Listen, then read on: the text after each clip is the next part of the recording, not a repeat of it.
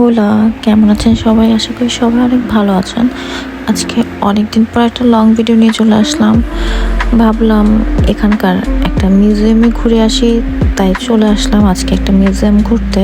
আপনারা যারা মাদ্রিদে থাকেন তারা অবশ্যই এই মিউজিয়ামটা ঘুরে দেখতে পারেন। এই মিউজিয়ামটার নাম হচ্ছে মুসিও দেল পার্দো। এইটা আতোচাতে অবস্থিত, রোড আতোচা। আর সহজ ভাষায় বলতে গেলে রেতিরো পার্কের পাশেই এই মিউজিয়ামটা অবস্থিত। আপনারা চাইলে ইজিলি এই লোকেশনে চলে আসতে পারেন যে কোনো বাস কাউন্টারে থেকে। আপনারা যারা মাদ্রিদে থাকেন তারা অবশ্যই এই মিউজিয়ামটা ঘুরে দেখতে পারেন। এই মিউজিয়ামটা যথেষ্ট বড়, আর এই মিউজিয়ামটা সকাল 10টা থেকে রাত 8টা পর্যন্ত খোলা থাকে। শুধুমাত্র রবিবার দিন সন্ধ্যা 7টা পর্যন্ত খোলা থাকে। এছাড়া প্রত্যেকটা দিন এটা খোলা থাকে সকাল 10টা থেকে রাত 8টা পর্যন্ত। শুধুমাত্র রবিবার দিন সকাল 10টা থেকে সন্ধ্যা 7টা পর্যন্ত ওপেন থাকে। আজকের ওয়েদারটাও ভালো ছিল, আকাশ মেঘলা ছিল, তেমন একটা রোদও ছিল না। যদিও মাদ্রিদে সামার চলে আসছে, প্রচুর গরম, বাট আজকের ওয়েদারটা ভালো ছিল, তাই আমি চলে এসেছিলাম এই মিউজিয়ামটা দেখতে। তো আসার সাথে সাথেই আমরা লাইনে দাঁড়িয়ে পড়ি। গতবার আমি যখন এসেছিলাম তখন লম্বা লাইন ছিল, কিন্তু আজকে তেমন একটা লম্বা লাইন ছিল না, কজ আজকে বাইরে একটু ওয়েদারটা বৃষ্টি বৃষ্টি ছিল, তাই লোকজন একটু কম ছিল। তাও মোটামুটি একদমই কম সেটা না, ভালোই লোক ছিল, কিন্তু আগের তুলনায় একটু কম ছিল। আসার সাথে সাথে আমি কাউন্টারে দাঁড়িয়ে পড়ি। এখান থেকে আপনারা টিকিট কিনতে পারবেন। আপনারা চাইলে অনলাইনেও টিকিট কাটতে পারবেন, এটা আপনাদের নিজেদের পছন্দ মতো আপনারা টিকিট কেটে ফেলতে পারবেন। আমি এখান থেকে টিকিট কেটেছিলাম, আমার 15 ইউরো নিয়েছে, আর অনলাইনে মেবি 17 ইউরো সামথিং, আমি ঠিক জানি না, আমি দেখেছিলাম এখানে আসার আগে। বাট আপনারা চাইলে এখানে এসে কাটতে পারবেন, তখন আপনাদের কাছ থেকে 15 ইউরো নেবে, যেটা আমার কাছ থেকে নিয়েছে। তো আমি উঠে যাচ্ছিলাম, এখান থেকে এই মিউজিয়ামটা এন্ট্রি গেট শুরু হয়।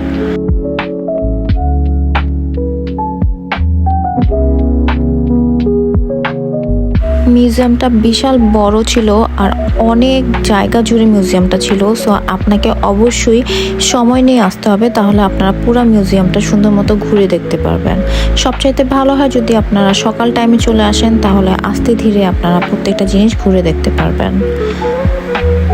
এটা ছিল মিউজিয়ামের এন্ট্রি, মানে প্রথম এখান থেকেই শুরু। এখান থেকেই চারপাশে প্রত্যেকটা রুম চলে গিয়েছিল, যেখানে এক একটা জিনিস ছিল। তো আমি প্রথমেই এখান থেকে দেখা শুরু করি মিউজিয়ামের।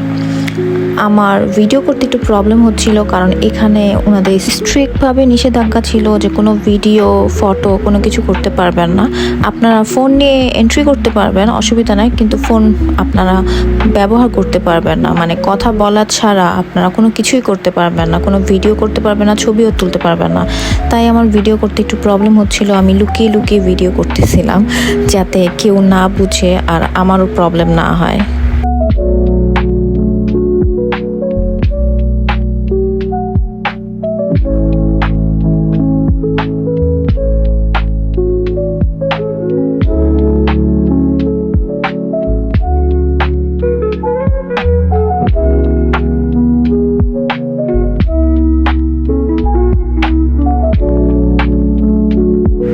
এই মিউজিয়ামের এন্ট্রিতে প্রথমে আপনারা নানা রকম ছবি দেখতে পারবেন, যেটা কিনা স্পেনের ইতিহাস সম্পর্কে আপনাকে ধারণা দিবে। তাছাড়াও অনেক রকম অ্যান্টিকের মূর্তি রয়েছে, যা আপনাকে স্পেনের ইতিহাস সম্পর্কেও ধারণা দিবে এবং বুঝতে সাহায্য করবে।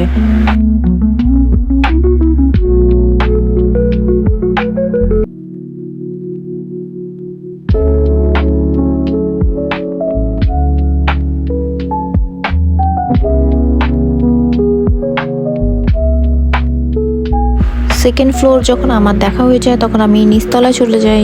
যেহেতু আমি আগেই বলেছিলাম মিউজিয়ামটা অনেক বড়, তাই প্রত্যেকটা রুম ভাগ করা ছিল, কোন রুমে কি রয়েছে। এখানে এসে দেখি একজন মহিলা আমার মতোই ছবি তুলতেছে, তাই আমিও ফাঁকের মধ্যে একটু ভিডিও করে ফেলি। মিউজিয়ামে ঢুকতেই আপনারা সাইডের কর্নার একটা বইয়ের মতো পাবেন। আমি বইটা নিয়ে নিয়েছিলাম। এখানে সব ডিটেলস লেখা ছিল যে সেকেন্ড ফ্লোরে, থার্ড ফ্লোরে, গ্রাউন্ড ফ্লোরে কোথায় কোন কোন জিনিসগুলো আপনারা দেখতে পারবেন, আপনাদের খুঁজতে সুবিধা হবে। তাই আপনারা চেষ্টা করবেন এন্ট্রি গেটের সামনে এই বইটা নিয়ে নিতে, তাহলে আপনাদের খুঁজতে সুবিধা হবে। কজ অনেক বড় মিউজিয়াম, আপনারা একসাথে খুঁজতে পারবেন না, তাই এটা আপনাদের কোথায় কি দেখতে পারবেন সেটা জানাতে সাহায্য করবে। এই মিউজিয়ামে এসে আপনারা স্পেনের আদিম যুগ থেকে শুরু করে যতগুলো যুগ রয়েছে আধুনিক যুগ পর্যন্ত প্রত্যেকটা যুগের আপনারা ডিটেলস জানতে পারবেন। সেই যুগের মানুষরা কি কি করতো, কি কি ড্রেস আপ ছিল, কেমন তাদের সংস্কৃতি ছিল, সব সম্পর্কে আপনারা ধারণা পাবেন।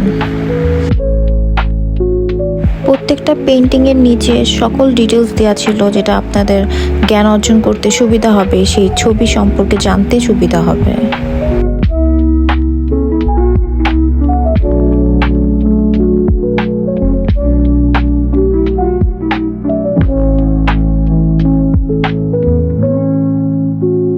আপনারা যারা মাদ্রিদে থাকেন বা মাদ্রিদে এসে ঘুরতে চান তারা চাইলেই অবশ্যই এই মিউজিয়ামটা ঘুরে দেখতে পারেন।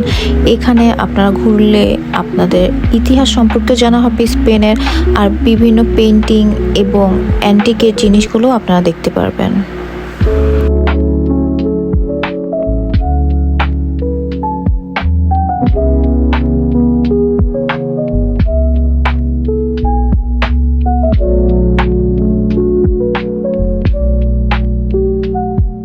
মিউজিয়ামটিতে প্রত্যেকটা গেটের সামনে আর প্রত্যেকটা রুমে রুমে 2-3 জন করে গার্ড ছিল, যারা কিনা বারবার বলতেছিল ফোন ইউজ করা যাবে না, ফোন বার করা যাবে না। তাও মানুষ যারা ঘুরতে এসেছিল আমার মতো, তারা সবাই একটু চেষ্টা করতেছিল যে ফাঁকের মধ্যে যদি একটু ছবি তোলা যায়, জাস্ট লাইক মি। তো আপনারা যারা এখানে ঘুরতে আসতে চান তারা অবশ্যই এখানে ঘুরতে পারবেন, বাট হ্যাঁ, এখানে ছবি তুলতে পারবেন না, ভিডিও করতে পারবেন না, মানে পারবেন এইভাবে আমার মতো লুকিয়ে ঠুকিয়ে টুকটাক ভিডিও করতে পারবেন, বাট ছবি তুলতে পারবেন না। কিন্তু এখানে ইতিহাস সম্পর্কে জানতে পারবেন আর এন্টারটেইনমেন্টও হবে আপনাদের।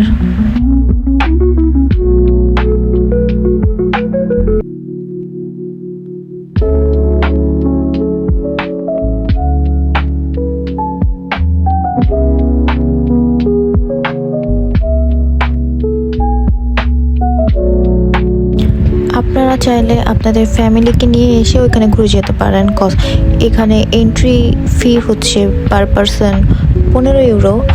সো এত একটা এক্সপেন্সিভও না। আপনারা চাইলে আপনাদের পরিবারের সকলকে নিয়ে, বাচ্চা সদস্য থাকলে সবাইকে নিয়ে এসে এখানে ঘুরে যেতে পারেন, সবার ভালো লাগবে।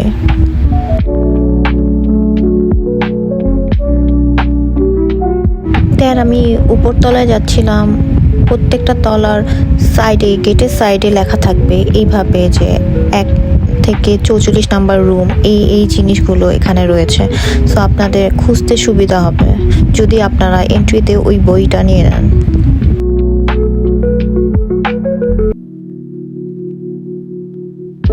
যেহেতু আমি বলেছিলাম মিউজিয়ামটা বিশাল বড় ছিল, সেই তুলনায় মিউজিয়ামটা মানে একদম নিট অ্যান্ড ক্লিন ছিল, যেটা কিনা আমি আমাদের বাংলাদেশের মিউজিয়ামগুলো তো দেখি না, কারণ আমাদের বাংলাদেশের মিউজিয়ামগুলো এত বড় হয় না। তারপরও দেখা যায় সেখানে মানে ময়লা আবর্জনা ধুলাবালি থাকে, কিন্তু এখানে এত বড় মিউজিয়াম হওয়া সত্ত্বেও প্রত্যেকটা জিনিস একদম neat and clean, even floor পর্যন্ত ক্লিন, যেটা দেখে আমার খুব ভালো লাগতেছিল।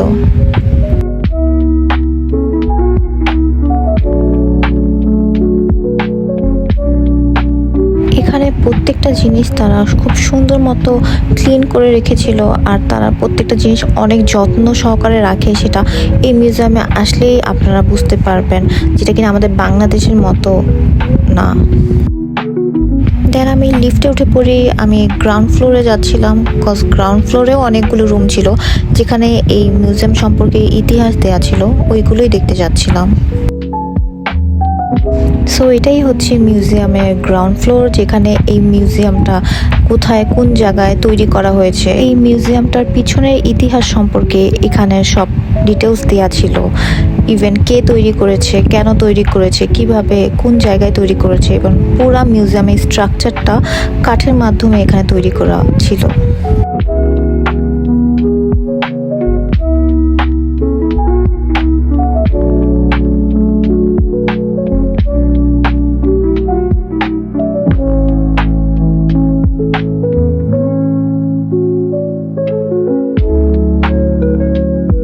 তাছাড়াও এখানে তখনকার যুগের পুলিশদের বা ডাক্তারদের কী কী জিনিসপত্র ব্যবহার করা হতো, তখনকার ঘড়ি কেমন ছিল, বিভিন্ন জিনিসপত্র এখানে রাখা ছিল।